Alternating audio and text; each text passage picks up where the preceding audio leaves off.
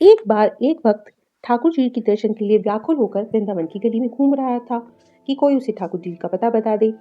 एक बार रोता रोता वह जिस गली में जा रहा था, सामने से एक ठग आ रहा था। उस ठग ने देखा कि ये तो ठाकुर जी के दर्शन के लिए बहुत व्याकुल है। इसने सोने की 2-3 अंगूठी पहन रखी है, सोने की चैन पहन रखी है और 10 रुपए भी हैं। उसने कहा चलो आज इसको ठगते हैं। वह उसे बोला कि आओ मैं तुम्हें ठाकुर जी का रास्ता बताता हूँ, और कहकर साथ में जमुना जी में ले गया और कहा सब वस्त्र और गहने यहाँ पे उतार के रख दो और कंठ भर तक जमुना जी के पानी में खड़े हो जाओ और श्री राधा राधा पुकारो।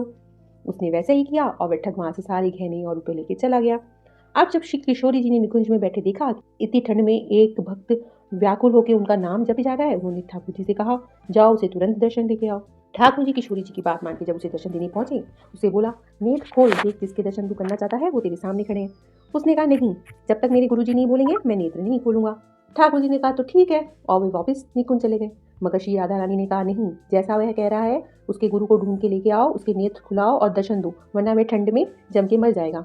ठाकुर जी दोबारा वृंदावन गए, जाके उसके ठग गुरु को ढूंढा और उसके सामने प्रकट होकर दर्शन दिए। ठग ने जब अपने सामने श्री कृष्ण को देखा तो वह तो नेत्र भर भर के रोने लगा कि प्रभु मैंने ऐसे क्या कर्म किए कि आपने मुझे दर्शन दिए। ठाकुर जी ने उसे सारी बात बताई और कहा चलो उसे बोलो कि नेत्र खोले। ठग ने कहा पहले आप मेरे पूरे परिवार को दर्शन दीजिए फिर ही मैं चलूंगा। ठाकुर जी ने ठग की बात मान के उसके पूरे परिवार को दर्शन दिए और कहा अब चलो जल्दी करो चलो। ठग को लेकर यमुना जी में पहुंचे और कहा बोलो इससे कि आँख खोल के मेरे दर्शन कर ले। ठग ने कहा भैया आँख खोलो, तुम्हारे सामने स्वयं भगवान श्री कृष्ण है और दर्शन कर लो। भक्त ने आँख खोली, पहले अपने गुरु को प्रणाम किया फिर ठाकुर जी के दर्शन किए। ठाकुर जी उसकी इस बात से इतना रीझ गए, गुरु के प्रति कितना सच्चा विश्वास है, और उसे लेके गले लगा लिया। तब वह ठग बोला कि से इसको मिलवाया तो मैंने है, मुझे भी गले लगाइए। तब ठाकुर जी ने ठग को भी गले लगा लिया और दोनों को निकुंज लेकर चले गए।